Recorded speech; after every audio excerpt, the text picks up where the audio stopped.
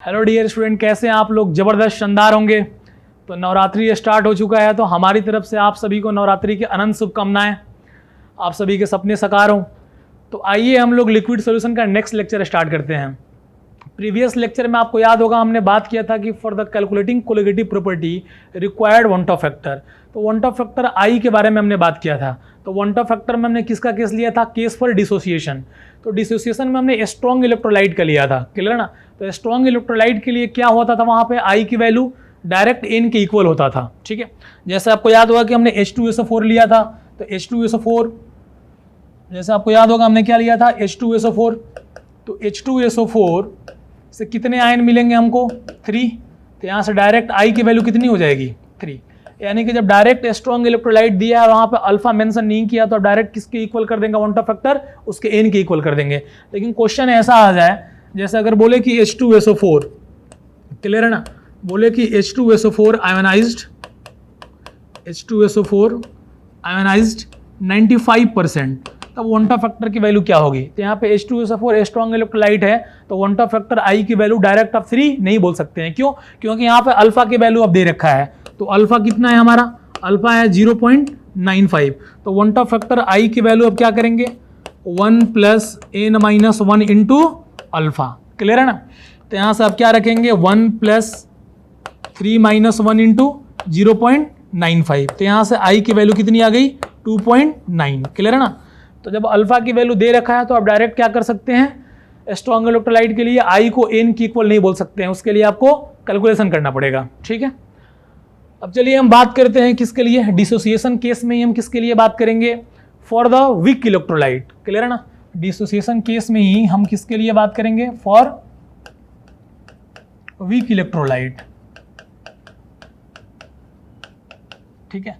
तो weak electrolyte में क्या होगा? Weak acid, weak base, clear है ना। Weak acid, weak base. अब इसके बहुत सारे एग्जाम्पल हैं, लेकिन आपको समझाने के लिए मैं एक बहुत बेसिक और कॉमन एग्जाम्पल ले रहा हूँ। CH3COOH क्या है?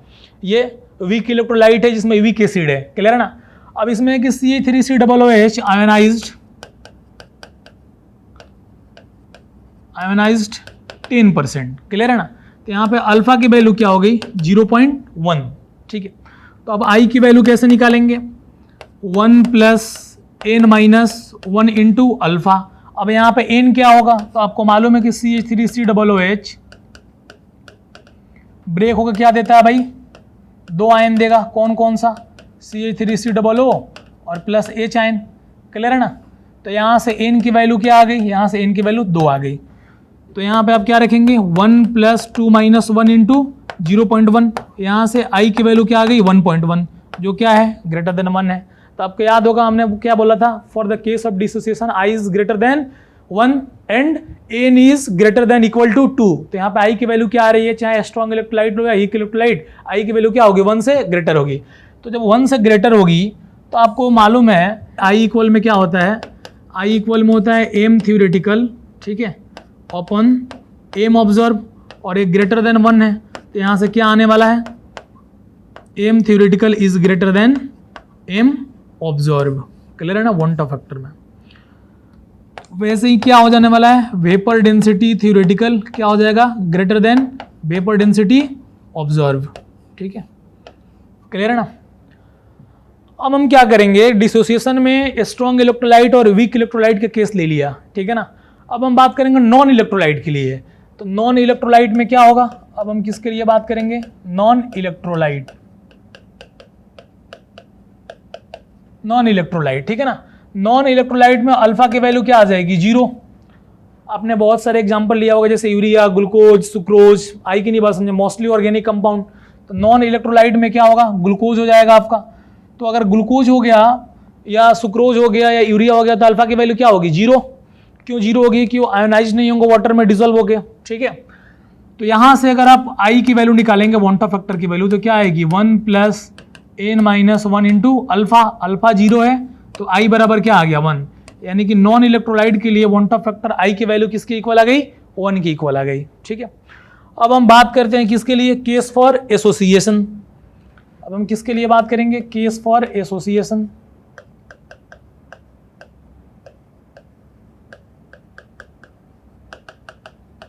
केस पर एसोसिएशन, ठीक है ना। केस पर एसोसिएशन के लिए आई की वैल्यू लेस देन 1 होगी, तो यहाँ से क्या होने वाला है, एन ए से क्या मिलेगा, हमें एन मिलेगा, तो एन से मुझे क्या मिल रहा है 1, तो हम आई की वैल्यू क्या लिखेंगे 1 + 1/n-1 इंटू बीटा, क्लियर है ना। अब यहाँ पे बीटा क्या होगा, बीटा होगा degree of association, degree of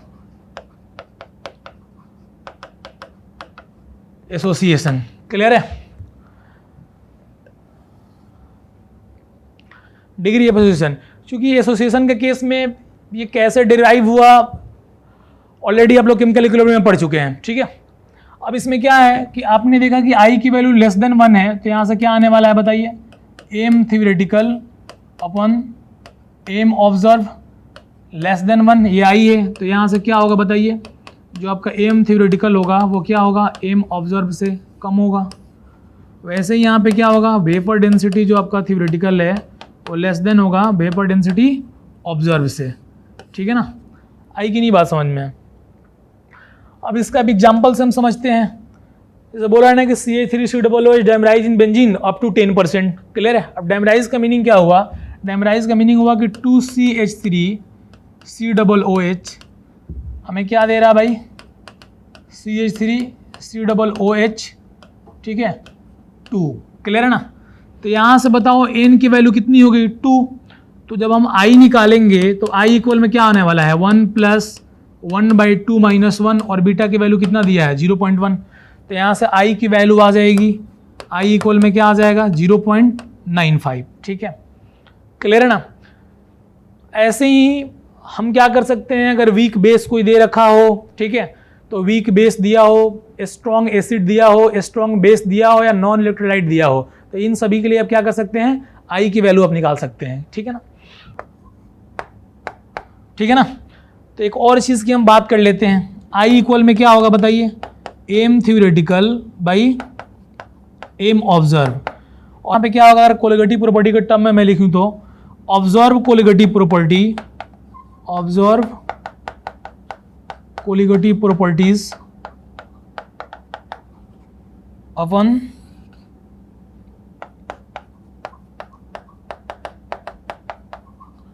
theoretical colligative property, theoretical colligative properties. ऐसा मैंने क्यों लिखा, जैसे यहाँ पे थ्योरेटिकल बाई ऑब्जर्व है, लेकिन मैंने ऑब्जर्व बाई थ्योरेटिकल लिख दिया, क्यों लिख दिया मैं आपको बता रहा हूँ कि ऐसा मैंने क्यों लिख दिया, कैसा लिख दिया, जैसे मान लो ग्लूकोज है C6H12O6, और यहाँ पे हमने क्या ले लिया NaCl, NaCl के लिए आई की वैल्यू क्या होगी 2, और ग्लूकोज के लिए क्या होगी 1, इसके लिए आई की वैल्यू 1 और इसके लिए आई की वैल्यू 2। अब ग्लूकोज के लिए हम बात करें तो थ्योरेटिकल बाई ऑब्जर्व किसके इक्वल हो जाएंगे, अब मैं ग्लूकोज के लिए बात करूं तो आई की वैल्यू 1 है, तो थ्योरेटिकल इक्वल में क्या हो जाएगा ऑब्जर्व के लिए। लेकिन जैसे ही यहाँ पर मैं NaCl के लिए बात करूंगा, मैं सोच के बताओ आई की वैल्यू अगर हम 2 रखेंगे जैसे, तो मोल उसके क्या आने वाले हैं। तो अब एक बात बताओ, यहाँ पे मोल ऑब्जर्व क्लियर है बाई मोल थ्योरेटिकल, अगर 1 हो तो किसके इक्वल हो जाएंगे, मतलब नॉन इलेक्ट्रोलाइट के लिए ऑब्जर्व किसके इक्वल हो जाएगा थ्योरेटिकल के। लेकिन जैसे यहाँ पे हम बात करेंगे किसके लिए, यूरिया के लिए, तो ऑब्जर्व किसके इक्वल हो जाएगा, एन ऑब्जर्व किसके इक्वल हो जाएगा बोलो, एन ऑब्जर्व इक्वल हो जाएगा आई इंटू एन थ्योरेटिकल के, क्लियर है ना। तो आई की वैल्यू क्या है 2, तो यहाँ पे 2 रखोगे तो क्या आने वाला है बोलो, इसलिए मुझे क्या करना पड़ा, रिवर्स लिखना पड़ा, ठीक है ना। अब हम बात करेंगे कोलिगेटिव प्रॉपर्टी में किसका, ऑस्मोटिक प्रेशर का, ठीक है ना। तो जैसे इसमें 4 हम लोग पढ़ते हैं, elevation boiling point, depression freezing point, और relative lowering in vapour pressure और ऑस्मोटिक प्रेशर। ऑस्मोटिक प्रेशर में हम सबसे पहले बात करते हैं ऑस्मोसिस प्रोसेस का, कि ऑस्मोसिस क्या होता है, ठीक है ना। तो it is spontaneous flow of solvent particle from dilute solution to concentrated solution through semi permeable membrane, यानी कि इसमें क्या होता है, सेमी परमेबल मेम्ब्रेन के थ्रू सिर्फ सॉल्वेंट का पार्टिकल ही फ्लो करते हैं, किधर से किधर, डाइल्यूट सॉल्यूशन से कंसंट्रेटेड सॉल्यूशन की तरफ, ठीक है ना। जिसके लिए मैंने एग्जांपल लिया है, ठीक है। प्योर वाटर डाइल्यूटेड सॉल्यूशन है तो फ्लो कैसे होगा, डाइल्यूटेड से कंसंट्रेटेड की तरफ, तो क्या हो जाएगा, रेजिन फूल जाएगी, स्वेलो ऑफ रेजिन। इसी रेजिन को उठा के, अब ये रेजिन डाइल्यूटेड हो गया, अब इसी रेजिन को उठा के हमने कंसंट्रेटेड NaCl में रख दिया, तो क्या हो जाएगी, श्रिंक हो जाएगी, क्योंकि क्या होगी फिर डाइल्यूटेड से कंसंट्रेटेड की तरफ। आई कि नहीं बात समझ में? जैसे इसके बहुत सारे प्रैक्टिकल एग्जांपल भी हैं आपका घरों में, जैसे अचार बनते हैं तो नमक के लेप में रखा कर रखा जाता है ताकि इसमें से वाटर निकल जाए और बैक्टीरिया का हो जाए, डेवलप ना हो जाए। इवन करेला की सब्जी बनती है तो भी नमक के लेप में लगा के इसी प्रोसेस के लिए रखते हैं। बाकी आपको ओस्मोसिस का प्रोसेस डिहाइड्रेशन बॉडी में होता है, तो इसके एप्लीकेशंस के बारे में बाकी और भी चीज़ों का स्टडी हम करेंगे नेक्स्ट लेक्चर में। Okay student, thank you.